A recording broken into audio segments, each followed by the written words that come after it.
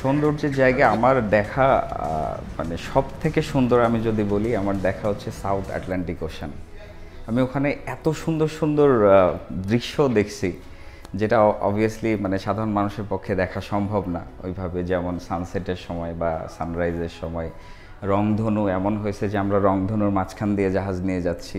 তো এগুলো আসলে মানে হেভেনলি, এগুলো আপনি সামনে না দেখলে আপনার বিশ্বাস হবে না যে এত সুন্দর, এবং এটা দেখার পরে আপনার মনে হবে যে আমাদের সৃষ্টিকর্তার প্রতি আমাদের শুকরিয়া আদায় করা উচিত। বৈচিত্র্যতা সব থেকে যেটা সুন্দর লাগে সেটা হচ্ছে যে যেটা আমি বললাম, সূর্যাস্তের একটা সময়, সূর্যোদয়ের সময়টা, বৃষ্টির সময় দেখা যাচ্ছে একপাশে বৃষ্টি হচ্ছে, একপাশে রোদ, বা একপাশে প্রচণ্ড মেঘলা আবার অন্য পাশে রোদ। তো এই এই বিষয়গুলো আমি চেষ্টা করি আমার ভিডিওর মধ্যে দেখানোর। এটা তো আসলে এক্সপ্লেন করাটা ডিফিকাল্ট যে কতটা সুন্দর, তারপর আমার জায়গা থেকে যতটুকু সম্ভব আমি দেখাই এবং সাধারণ মানুষ সেটা দেখে তো আপনি জানেন রেসপন্স করে সবাই, অনেকেই।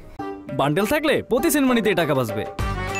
বিকাশ সেনমানি বান্ডেল কিনে জিতুন প্রতি লেনদেনে। একদমই।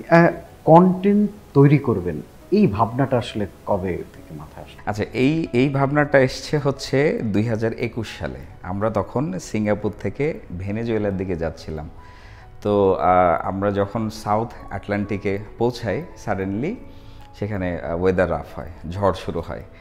তো তখন আমি আমার পার্সোনাল যে ফেসবুক আইডি ছিল সেখানে ছোট্ট একটা 3 মিনিটের একটা ভিডিও ক্লিপ আমি আপলোড করছিলাম, যে সবাই প্রশ্ন করে যে আচ্ছা সমুদ্রে ঝড় হলে কি হয়, সমুদ্রে ঝড় হলে কি হয়। আমি জাস্ট দেখানোর চেষ্টা করছি এই যে আমি এখন সমুদ্রে আর এখন ঝড় হচ্ছে, বাইরে এই অবস্থা, কিছু হয়নি, আমি ঠিকঠাক আছি।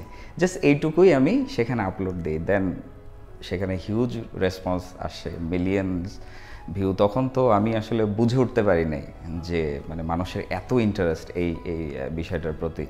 তারপরে তখন আমার ফিল হলো আচ্ছা তাহলে মানে আমার উদ্দেশ্য ছিল সাধারণ মানুষের যে প্রশ্ন, মানে আমরা যখন জাহাজ থেকে ফিরি তখন বিভিন্ন ধরনের প্রশ্নের সম্মুখীন হতে হয়। তো আমি প্রথম থেকে চেষ্টা করছি আচ্ছা সেই প্রশ্নের উত্তরগুলো আমি দেই ভিডিওর মধ্যে, প্লাস আমি আশেপাশে কি হচ্ছে, জাহাজে কি হয় না হয়, ছোট ছোট কিছু বিষয় আমি দেখানোর চেষ্টা করছি। তো আমি বাংলাদেশে প্রথম ছিলাম যে বাংলা ভাষায় সি লাইফ থেকে এই ধরনের ভিডিও ফেসবুকে আপলোড করছি। তো সেই কারণে জাস্ট বুম, মানে খুব অল্প সময়ে প্রচুর মানুষ এঙ্গেজ হয় আমার। ওখানে তো একটু নেটওয়ার্কেরও দুর্বলতার ব্যাপার থাকে, সেক্ষেত্রে কন্টেন্ট আপলোডের ক্ষেত্রে কি করেন? আচ্ছা, আপলোডের ক্ষেত্রে অনেক স্ট্র্যাটেজি মেনটেন করতে হয় আমাদের। আমরা যখন ওপেন সিতে থাকি তখন স্যাটেলাইট ইন্টারনেট আছে, তো এইটা লিমিটেড। এখন এই লিমিটেশনের মধ্যে যতটুকু দেয়া যায়, যেমন আমি চাইলে একটা 20 মিনিটের ভিডিও আপলোড করতে পারবো না, এটা আমার পক্ষে সম্ভব না। সো হয়তো আমি রিল দিচ্ছি 1 মিনিট বা 3 মিনিট, হাইয়েস্ট গেলে 4 মিনিট বা 5 মিনিট, এর বেশি ভিডিও আপলোড করা সম্ভব না।